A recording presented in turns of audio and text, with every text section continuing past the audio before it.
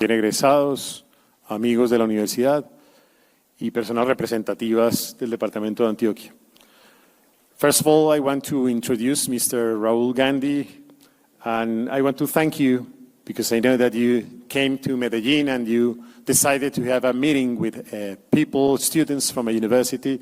So for us, it's an honor to receive you in this university. Mr. Rahul Gandhi, he's the leader of the opposition, and he has been member of the parliament since 2004. In 2007, he was named General Secretary of the Indian National Congress. Then in 2013, he assumed as Vice President of the Indian National Congress. And then he served as President of the Congress from December 2017 until 2019. He attended Stephens College at Delhi, Harvard College, and Rollins College in Florida. And then he did a MPhil on Development Studies from Trinity College at Cambridge University in the United Kingdom. He has been recognized for a person who actually envisioned an idea of India in the world, and also for his thoughts about health as a right and a basis of equality. He has also do some speeches about Fourth Industrial Revolution, education connected to the future, entrepreneurship and business, and innovation with humanity. So thank you very much, Rahul, for being here. So the word is yours. So thank you very much and welcome.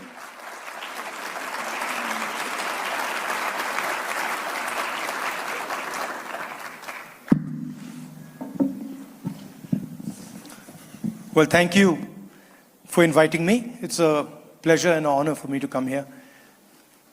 So are we doing simultaneous translation or I just go? I just go. So I believe most of you here are engineering students. Is that correct? Is that fair? Yeah? So I'll start with a mix of geopolitics and engineering, because that's what is going on today. If you look at big empires, and you look at the British Empire, you look at the American Empire, and any other empire, what you find is that they arise in energy transitions. So when you have a transition in energy, the way we move, the power that controls that transition tends to become a superpower. The British controlled steam, the steam engine in coal, they became a superpower. They had the British Navy, and we in India fought that empire, eventually got our freedom in 1947. After the British, the Americans came. Then the Americans managed the transition from coal and steam to petrol and the internal combustion engine. And now we are facing a new transition. We are facing a transition from the internal combustion engine to the electric motor, and from the fuel tank to the battery. And the real fight between the United States, which has a maritime vision of the world, and China, which has a terrestrial vision of the world, is about who is going to manage this energy transition. Who's going to control battery technology? Who's going to control the electric motor? Who's going to control the optics that will allow you to move? And if you look, people say, okay, we're moving into a phase of electric cars. But if you step back slightly, what you find is that a drone, an electric car, a high-speed train, They all have the same basic architecture. It's an electric motor with batteries and then some way of communicating with the world. Optics, and then you can add software and AI to that architecture. And so the entire battle that is taking place, the geopolitical battle, is about who's going to manage this transition from the internal combustion engine to the electric motor. And so far, the Chinese are winning that battle.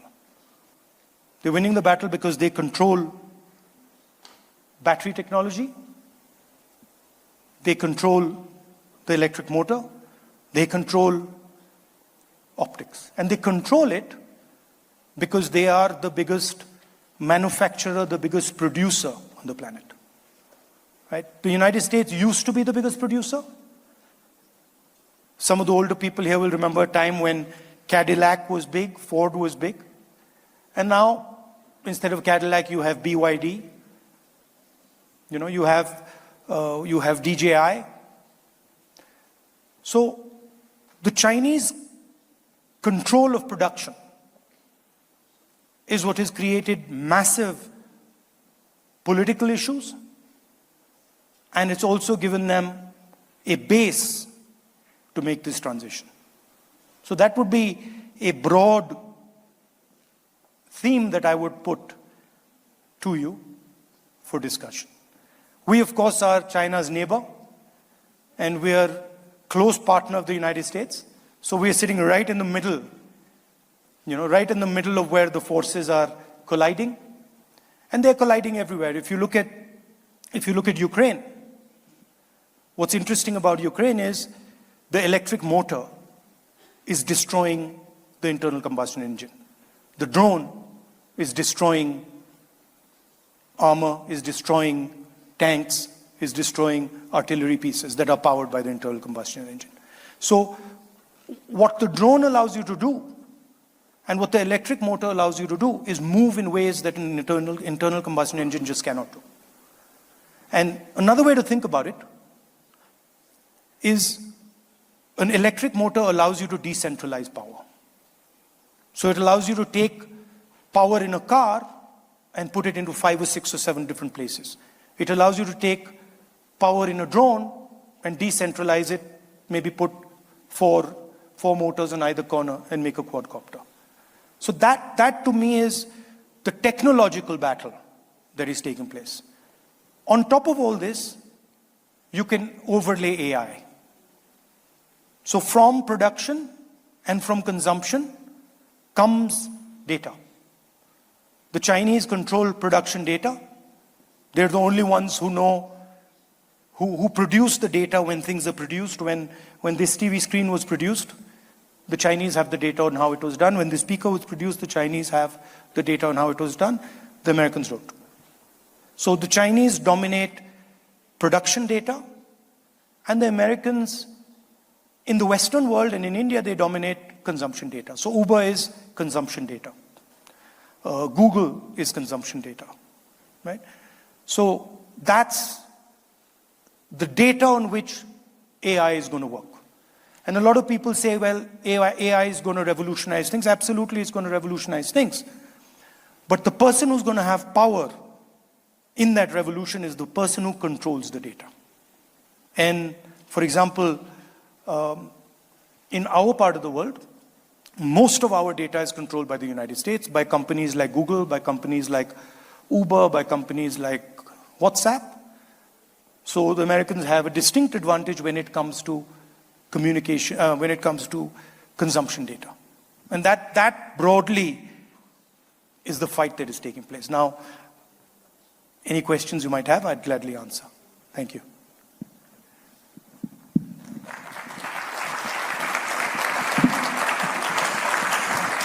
You want to translate that? No, tranquilo. Ya fue, it was already translated. Bueno, muy bien. Para poder establecer entonces esta conversación, yo invitaría a que pudieran hacer preguntas. What I'm saying is that they can ask some questions, so in that way, Mr. Gandhi can answer them.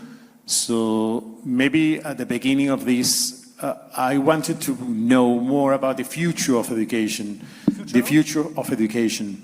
and how technology is transforming, the whole education system.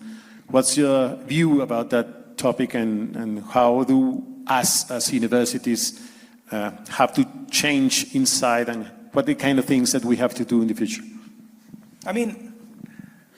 I think that earlier there was a view that you could actually give information to students at scale through computers, through the internet.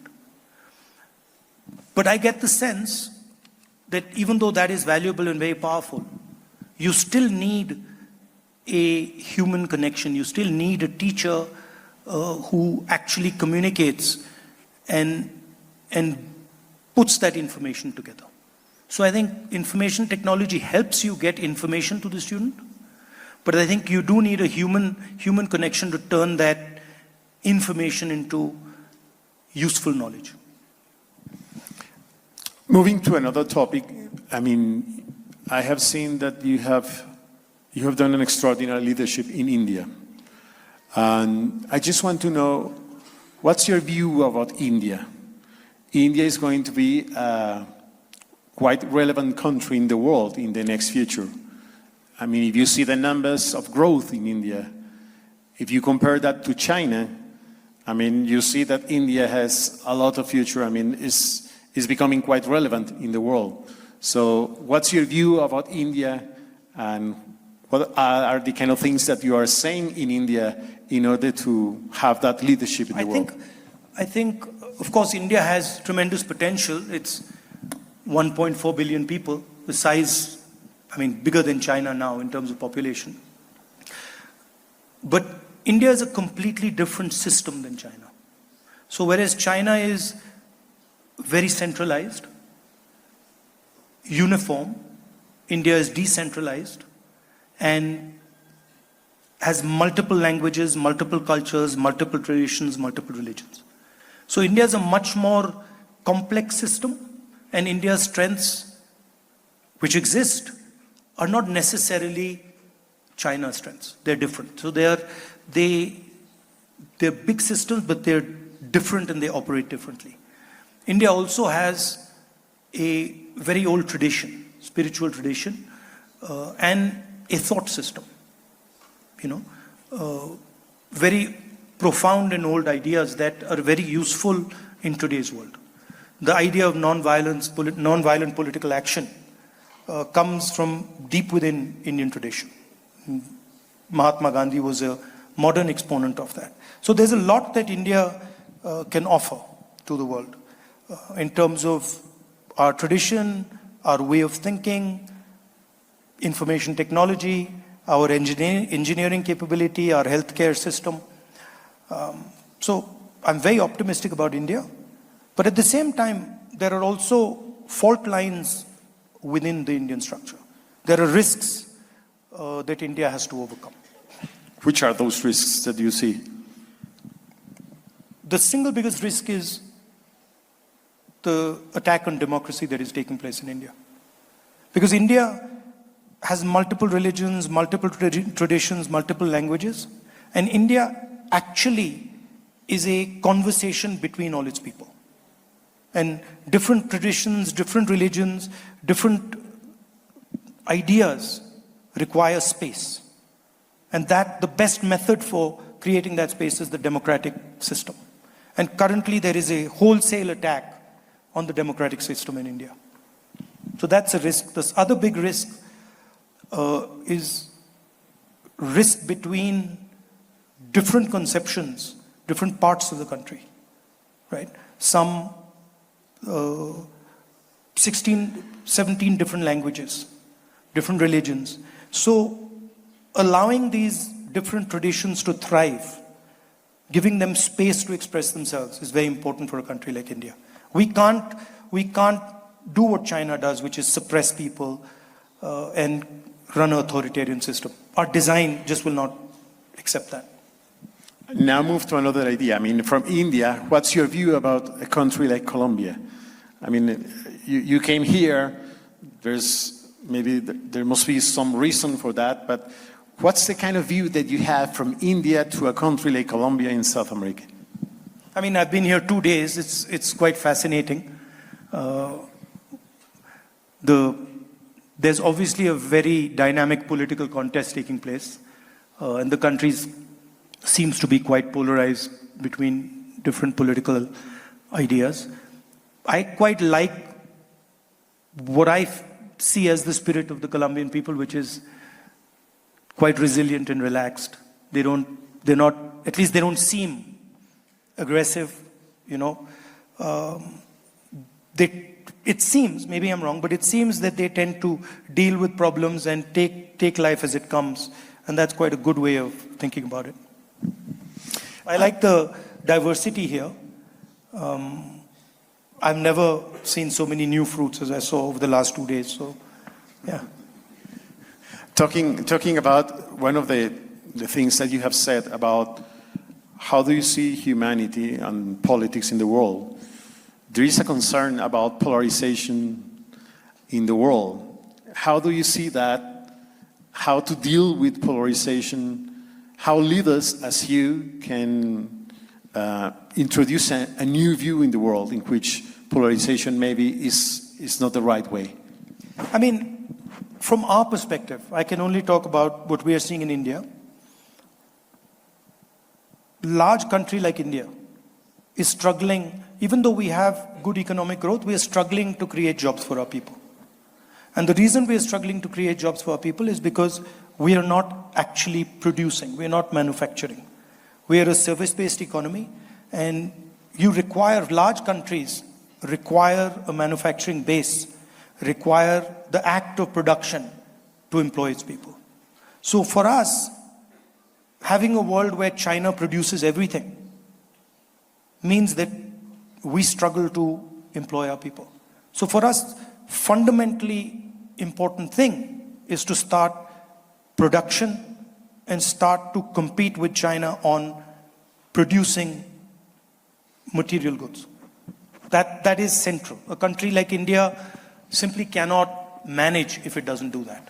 Most of the people, for example, who are creating the polarization in the United States with Mr. Trump are people who have lost their manufacturing jobs, right? It's the collapse of US manufacturing that has left a huge number of people in the United States and in India and in Europe without jobs. And that's a volatile cocktail, right? So I think what's really important is China has demonstrated to the world how you do production in a non-democratic environment. We cannot do that. We are a democratic environment. We have to have a democratic structure.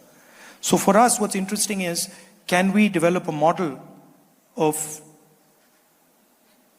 production, a model of manufacturing that is competitive with China, but in a democratic environment? And that's where a lot of the conversation between countries like the United States and India, Western Europe, is heading. Once I was in the World Economic Forum with Ricardo Hausmann, he's professor from University of Harvard, and he told me, and he said, Colombia is more India, less China. Yeah. Saying that Colombia is more human talent, and that we have to develop the human talent services, for example, software production and so on, rather than industry. Would you agree on that with Ricardo Hausmann? No, because, look, there is a place for services. But in a country like India, high-tech software services is at best 1%, 2%, 3% of the population. Right? It's a very small number of people who are actually employed in the software industry in India compared to the massive size of our country. India simply cannot succeed economically only on services. We're very good at services, and it's a very important part of the future. It's a very important part of the economy. But you cannot do, a large country cannot do only services. Country like Singapore maybe can do it, you know. But large country like India can't do it. And by the way, I mean, he's a professor in Harvard. He's finding out that America can't do it, right? Because the levels of polarization that America is facing are not sustainable. And the entire political conversation in America, what Mr. Trump is proposing is a return to manufacturing, which I don't believe is possible for them, right? But that's what Mr. Trump is proposing. And pretty much any country now will tell you, big country will tell you that, look, having a world where China is the only producer is seriously problematic for us. Right? There was an article this week in The Economist which says that the one who is winning this war on tariffs is actually China, not the United States. So that China is taking more advantage of the war on tariffs that is happening now in the world. I mean, I wouldn't classify it as a war. I'd classify it more as a competition. But look, if you are the globe's biggest producer, right? If you are sending products to the rest of the world, you will be in a very strong position by default. I mean, when the United States was the biggest producer in the world, they had a very strong position, right? So having this network of production, because in the 21st century, it's not just factories, right? Factories were silos, concrete silos. This is a completely different concept. This is a connected production network. And it's not just in China.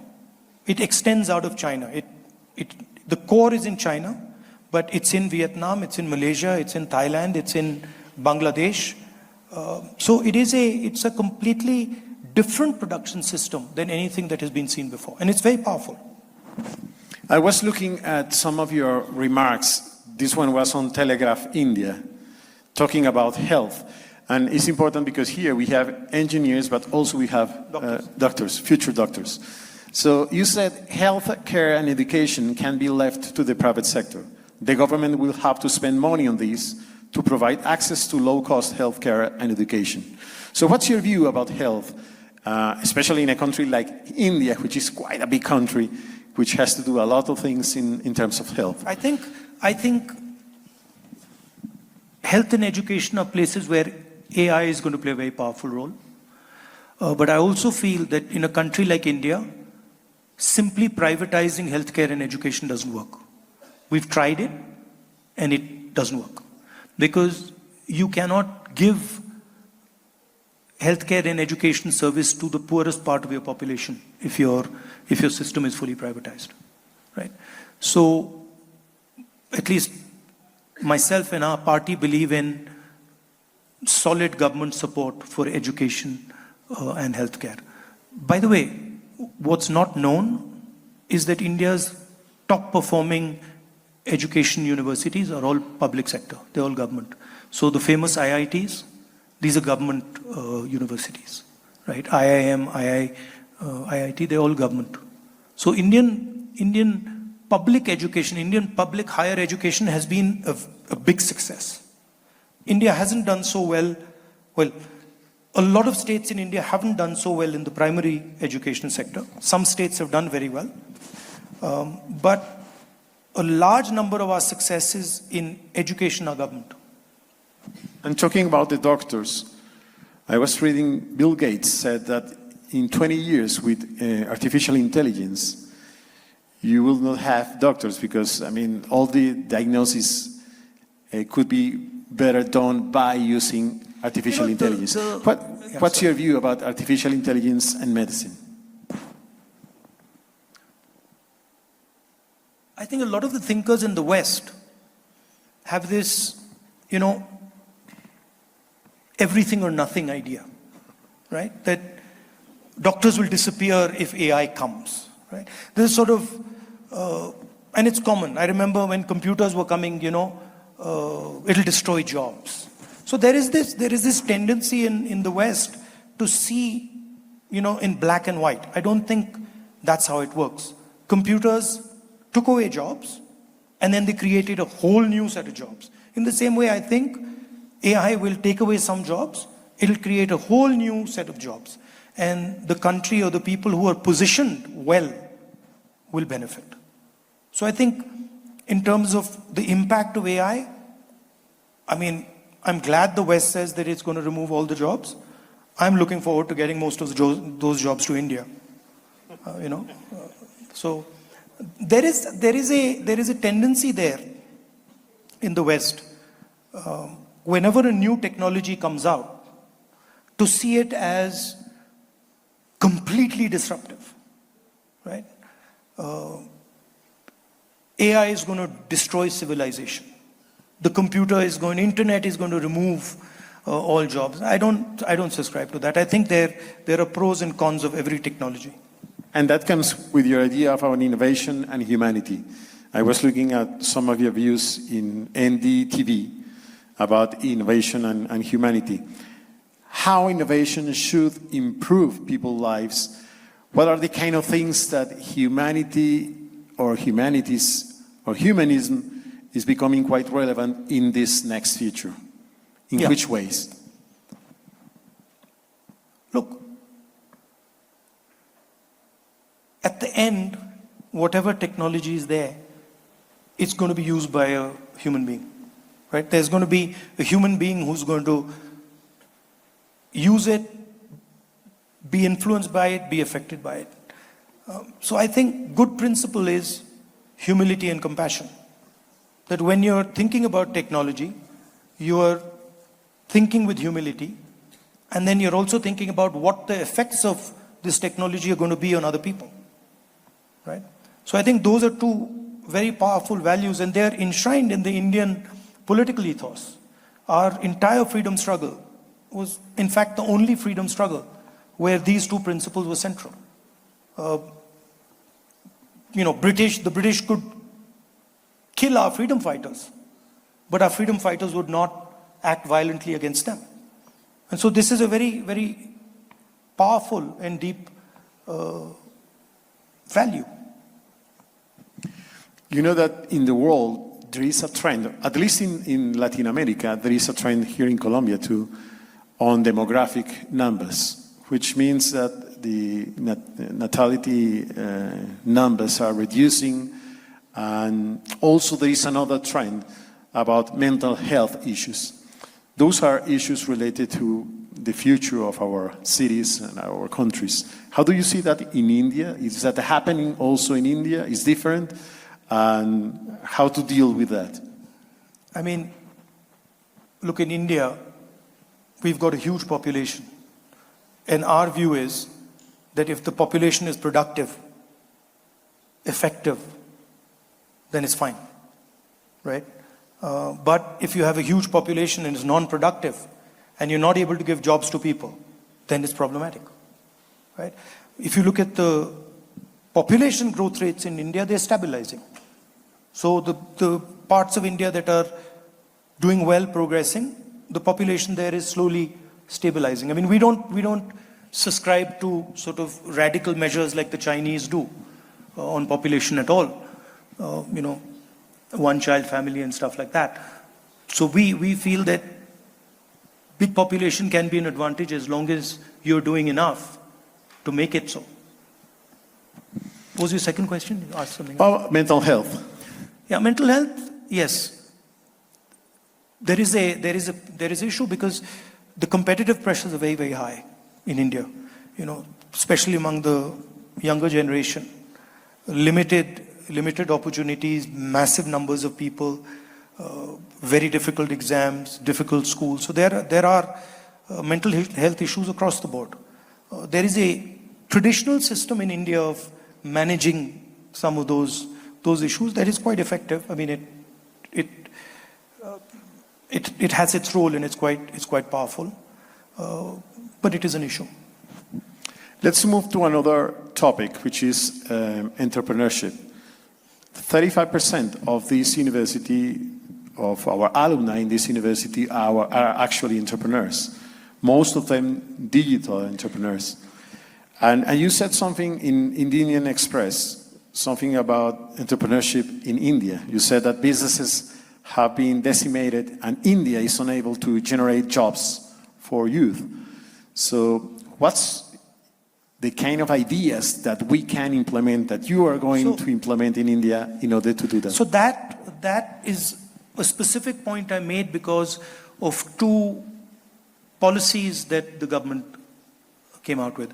One was the demonetization of our currency, and the other, which essentially destroyed our small and medium businesses and allowed very large monopolists to control big sections of our economy.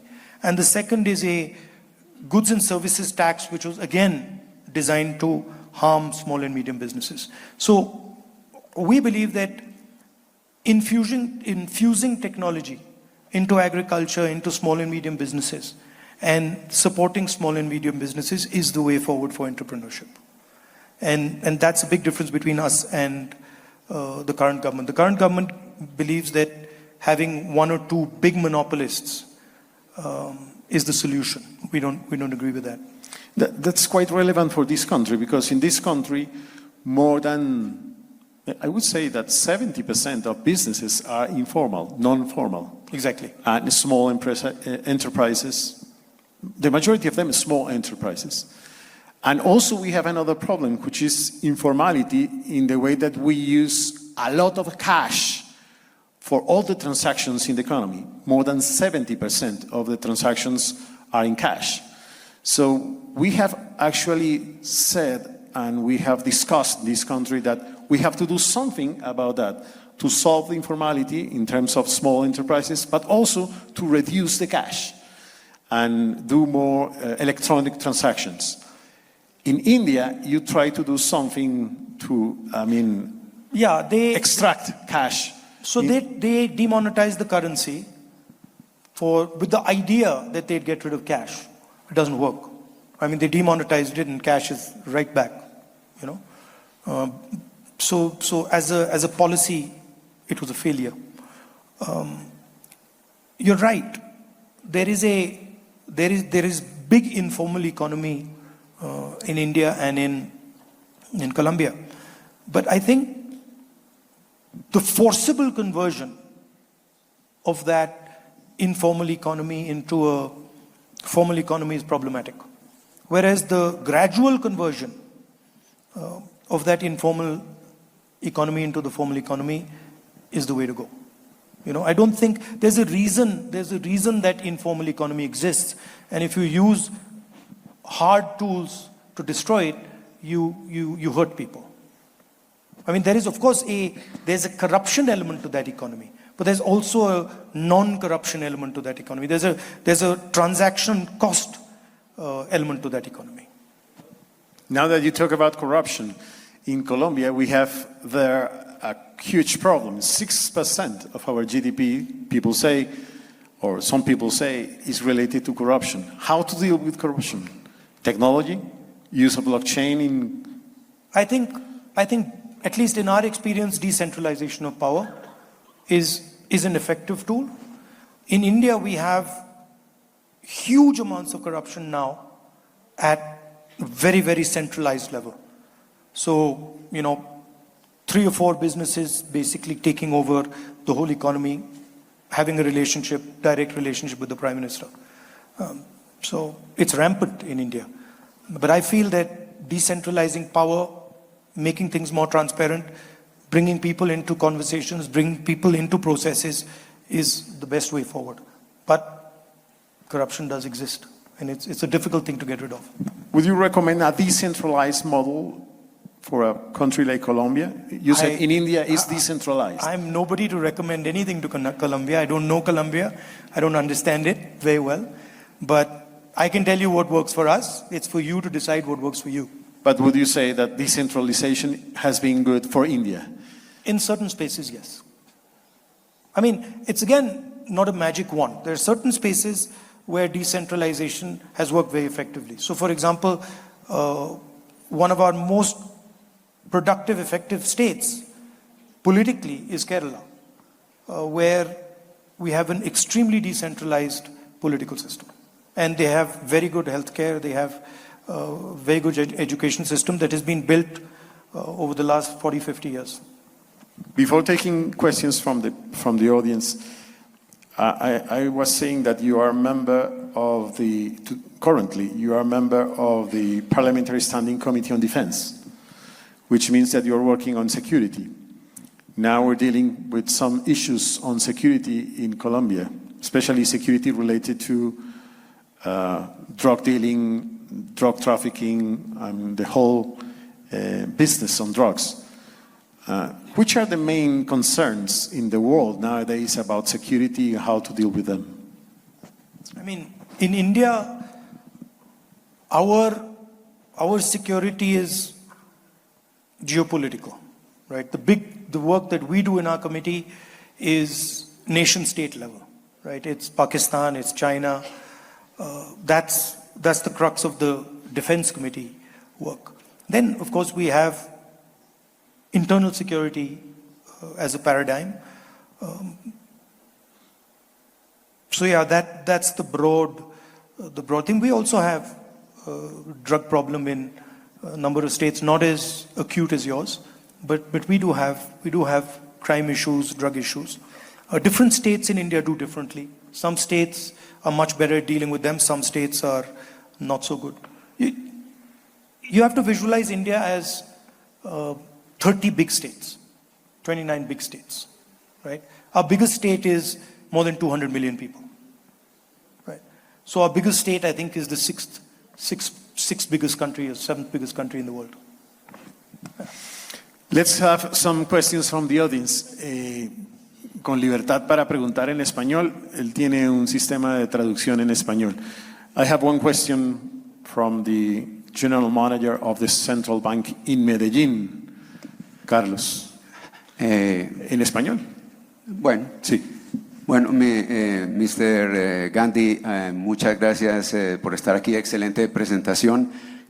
Yo quisiera pues hacerle una pregunta y poner sobre la mesa una perspectiva un poquito más optimista sobre Occidente. Hay tres cosas de Occidente que creo que son superiores a lo que puede prometer economías como la china, la rusa, la norcoreana, la iraní. Una, las ideas, estamos hablando de democracias, allá estamos hablando de dictaduras. Otra, la innovación, todavía sigue siendo Estados Unidos y varios países de Europa en conjunto mucho más innovadores que lo que son estas otras economías dictatoriales. Y otra, el poder militar. Todavía sigue Estados Unidos siendo un gran poder militar. De hecho, Europa tiene tantas ojivas nucleares como Rusia. Ellos lo que les ha faltado es, yo creo, resolve, decisión. Pero en el tema de las ideas es el más importante. Las ideas. Is it working? Okay, I can try in English, rather. So in ideas don't always go the same way as interests do. So you said in your country you're glad you have democracy to deal with the differences, para pues lidiar con las diferencias entre los grupos religiosos, étnicos. La democracia es clave en la India, usted dijo. Estos países no tienen democracias, tienen dictaduras. Para los que no sepan lo que quiere decir eso, los invito a oír el podcast de Prince para saber qué es lo que es el régimen de Xi Jinping, y Next Year in Moscow para saber lo que es el régimen de Rusia. Xi Jinping, cualquiera que no esté de acuerdo con él, va a terminar, si es un empresario quebrado, y probablemente... So anyone who goes against Xi Jinping in any way, ideological way, would end up either broken, if it is a firm, or in jail, if it is a political opponent. Similarly in Russia. In Next Year in Moscow, there is a girl saying, I want to be brilliant, and the mom saying, no, you should not. You should be brilliant as a mouse, big as a mouse. Don't aspire to be notable because you become a target of Putin. So several countries currently, and the Western countries are posing sanctions to Russia because the way he is, because of the Ukrainian war. And several countries have used to punish firms who deal with firms which go against their very principles, like, for example, exploiting labor and so on. So you said there are two dimensions to approach India and Russia. One is the ideas, the other is interest. You said you want to get closer economically to, India should go closer to China. But how about ideas? How do you expect to deal with it? Mostly because India, I guess, is a pivotal country currently. If India will actually really get close to these economies, the world will change a lot. No, I'm not of the view that India should necessarily get closer to China. I don't think that. But look, from our perspective, each country has their way of doing things, right? We don't like to opine on how they should run their system. I don't think it's my place to come to Colombia and start advising you on how I think you should run your system. I can have a view on our system, on our way of doing things, but the Indian idea is not to go to places, not to go to Russia and say, listen, you guys now, we don't like how you're running your country, or to go to America and say, sorry, you're not treating people nicely. We don't like doing that. We understand that each culture has a perspective.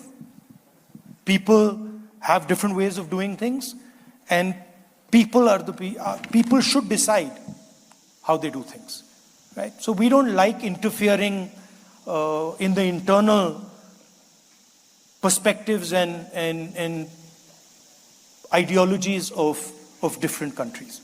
We have a set of values which we generally believe in. We do not like the idea of aggression. We do not like the idea of violence.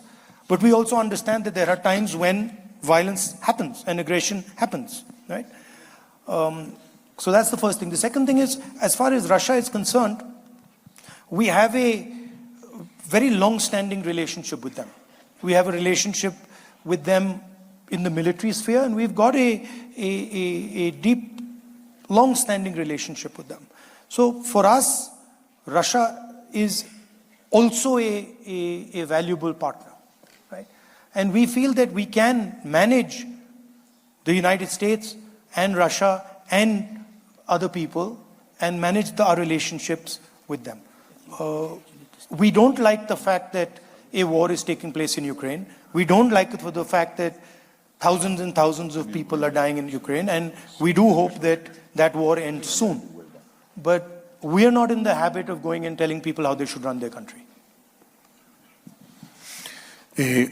Una pregunta. Házmela en español para ver si No, I la can do traduce. it in English as well. In English. Not a problem. First of all, thanks to University for the invitation, and welcome to Medellin and Colombia as well. My name is Sergio Escobar. I'm the Executive Director. If he does it in Spanish and then the lady just translates it in English. Sí, que la puedes hacer en español y la traductora la traduce, sin problema. On the mic. Yes, I can hear you. I can hear you. Yeah. Okay. It cuts Bienvenido off. a Yeah, Med- what I mean is that if she can do it on the mic, after he speaks on the mic The itself. problem is that she is over there. Yeah. That's fine. Let me try again. English, Spanish? Spanish. Okay. Do it in English. English. Let's keep it safe. All right. But by the way, I understand Spanish, but I'm not 100% certain. So That's important that you understand Spanish, because it's that question. The United States is becoming year by year so weak just on political and economical matters, not military. But are India and China ready to take that leadership for the world in the next 50 years? look, I don't know about China, but I don't think India sees itself as taking leadership in the world. I don't think that's not our model, right? We are a large country, and we believe in having a partnership. And we are not arrogant enough to believe that we should lead the world, right? Every country has its own perspective, every region has its own perspective, and I think there is a lot of scope for working together and a lot of scope for partnership. But the idea that India is going to lead the world, I don't think that is how India views itself. Maybe the Chinese think differently on this. But India, I don't think, has an intention to one day lead the world. We understand that we are a big country, a large country, and we have a weight. We understand that we have a responsibility. We understand that we should behave in a particular way. And of course, we want prosperity for our people. We want our people to succeed. We want our people to work. But I don't think we see ourselves as leading the world. There is another question over there. Here, Yes. and then there, and then over there. Okay, you explained very clearly how the empires are created during transitions, energy transitions, and explained very well about steam, coal, and oil and combustion engines, and now electricity. However, if you check the statistics, you see that China is importing year after year more coal, and now is the first coal consumer in the world, actually accounts for half of the consumption of coal in the world. Whereas Western and European countries are reducing coal consumption. So I can see clearly how China is going to he's taking advantage of this change because he's not changing the way he produces electricity. He's changing the way the electricity is consumed.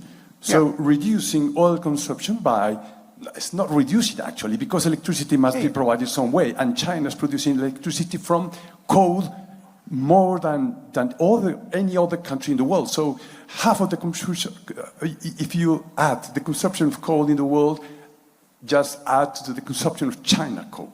So maybe that's an advantage for a short time. But after a while, when more countries develop on photovoltaic, wind, hydropower, and nuclear power, China will be behind in a short time. What do you think about that? Currently, if you look at wind and photovoltaic, it's all Chinese technology. Pretty much all solar panels are made in China.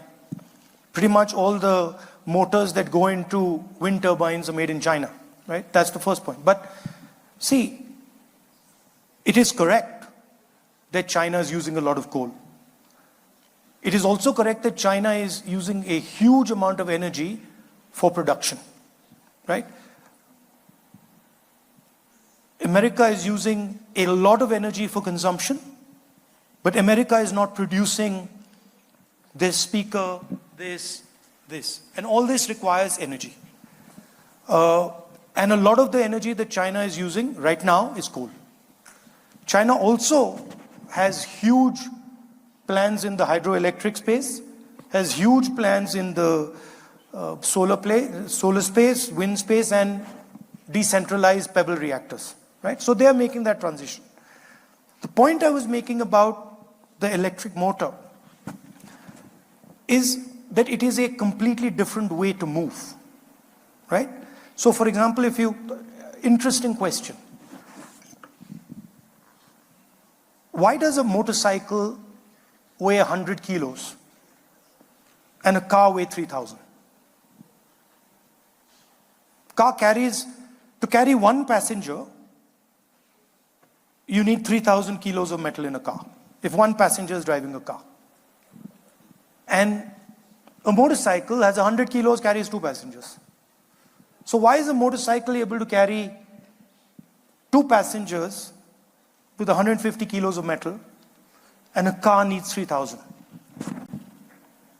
This question is at the center of the transition to electric. So what do you think the answer is? Engineering students. Yeah. I don't think it's just because of the efficiency, but also because the car has more wheels, the car has an actual structure. But why does the Porfa, car need the las structure? preguntas con el micrófono para que todos en el auditorio podamos escuchar. En un momento te la llevamos. May I answer your question? Yeah, Because if you account for the weight of a battery car is much more than a petrol car. No, Much heavier. my question is, what is it about the car that requires 3,000 kilos of metal? And the answer is, it's the engine. Because it's the engine that kills you on impact, right? And the motorcycle is light because the engine disappears from you when you have an accident, right? Every time the engines in motorcycles are heavier and heavier. If you see, the power in motorcycles nowadays are becoming heavier, are higher than older motorcycles. But in a motorcycle, when you have an impact, the engine is separated from you. So the engine doesn't hurt you. Whereas in a car, when you have an impact, the engine comes into the car. So the entire car is designed to stop the engine from killing you. The electric motor breaks that centralized energy system. The electric motor allows you to put a motor there, put a motor there, put a motor there, put a motor there. So the electric motor is a decentralization of power. And that's really its effectiveness, right? You can simply not get a drone to fly. You know those quadcopters? You simply cannot get a drone to fly with 4 engines.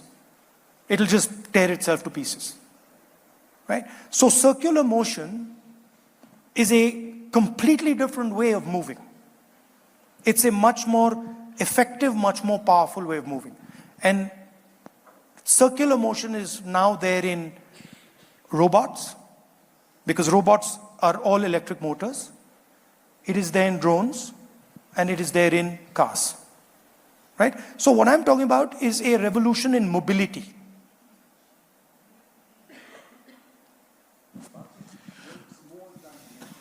Sorry? The battery's weight is higher than the engine's weight. Yeah, absolutely. But the battery does not, the battery does not kill the passenger, because the battery is under the passenger. The engine is right in front of the passenger. So the structure of the car, electric car, and the structure of the internal combustion car are completely different. But the main point I'm making is that we are moving now from the world of the internal combustion engine to the world of the motor. We're moving from the world of, we are moving to the world of the drone, which is an even more effective demonstrator of circular motion. And then further effective, more effective is the robot. A robot is essentially hundreds of motors put together. And that's the space where China is ahead of us. Now, how they are powering that is problematic today. But they are going to try and change the way they power that in the future, right? But once you have the architecture of mobility, then you've sealed the game. So once the United States has the architecture of mobility in the internal combustion engine, and once it has the resources and controls the petrol economy, the game is over. And that's really the fight that is taking place. China is locking up the game for circular motion. And they've locked it up in motors already. They've locked it up in batteries. They're locking it up in optics. And they're also locking in the entire value chain of the battery. And that for us is problematic. I'm taking 2 more questions and no more because I have to close. I am doing the bad cop here. So here's one question, and the other question is over there, the guy with the pink shirt, close to Felipe. Thank you. Thank you, Rahul, for the wonderful speech. I have a question. It's more on geopolitics. We understand the future is today.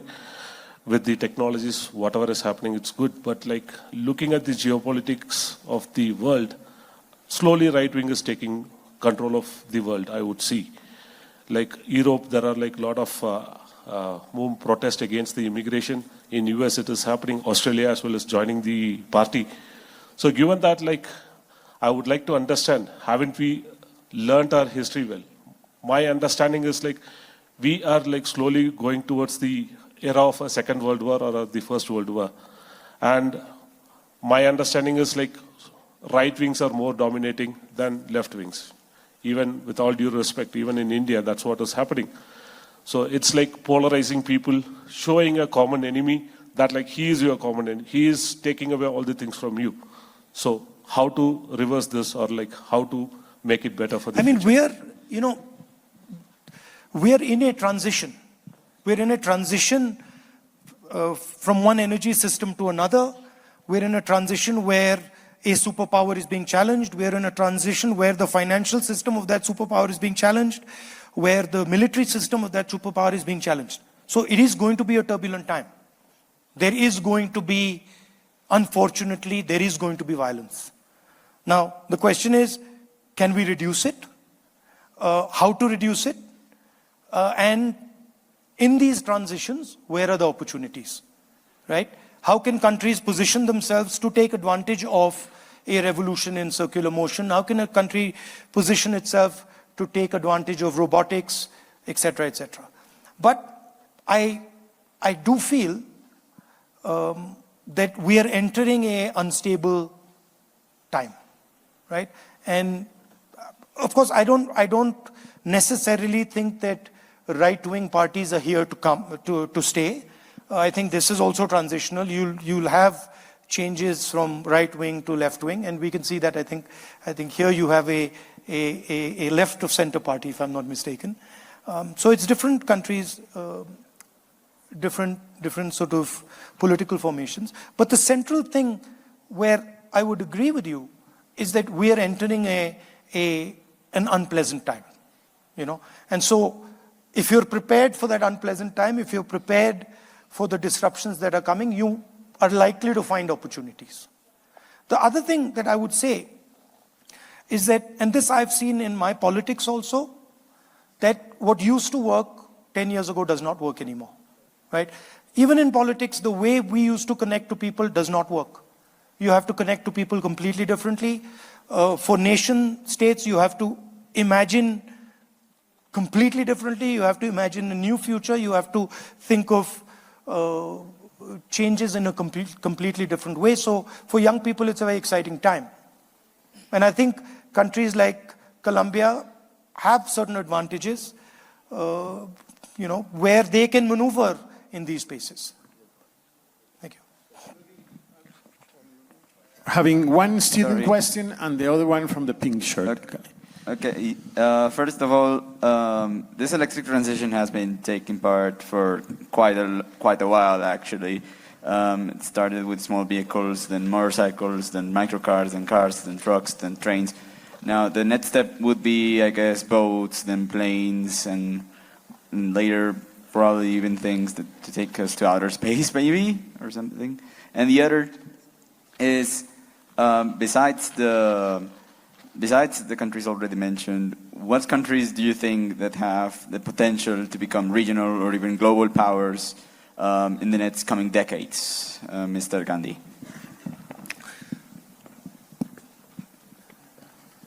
Countries that understand their regional balance well, and countries that connect regionally well and become useful nodes in the region will do well, right? So for that, you have to have an understanding of what is around you.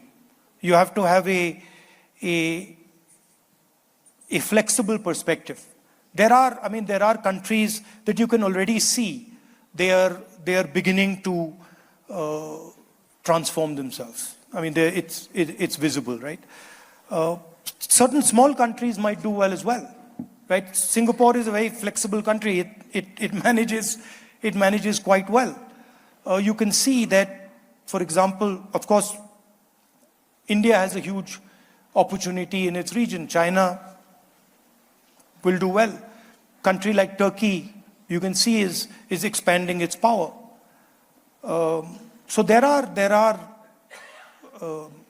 certainly countries. Brazil is another example that is doing well. South Africa is doing well.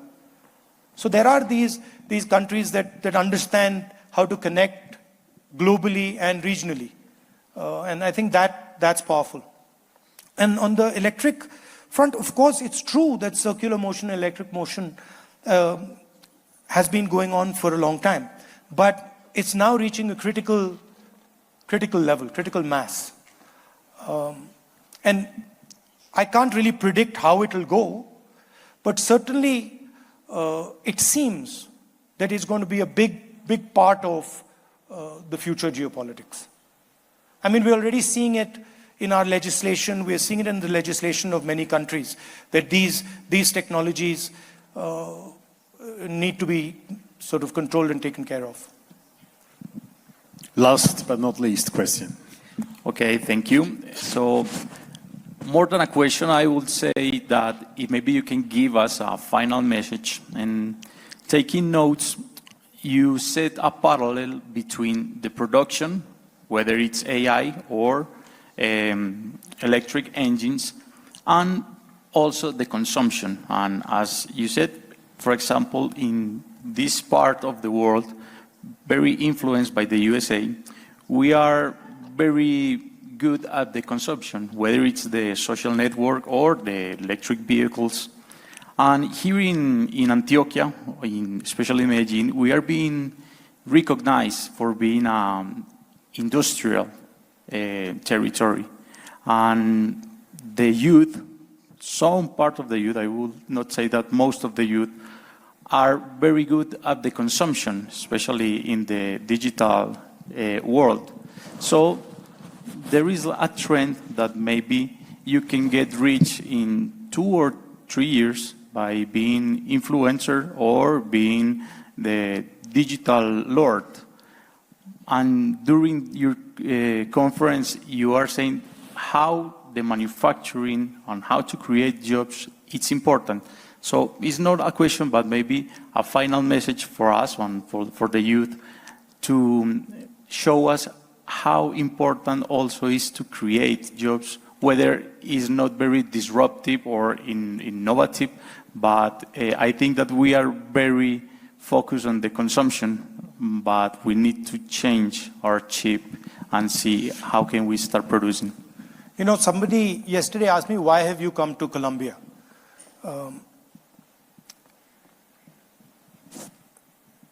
It's very important in the 21st century to understand and observe different cultures, because you never know how you can connect or how and where you'll connect with somebody until you actually go there.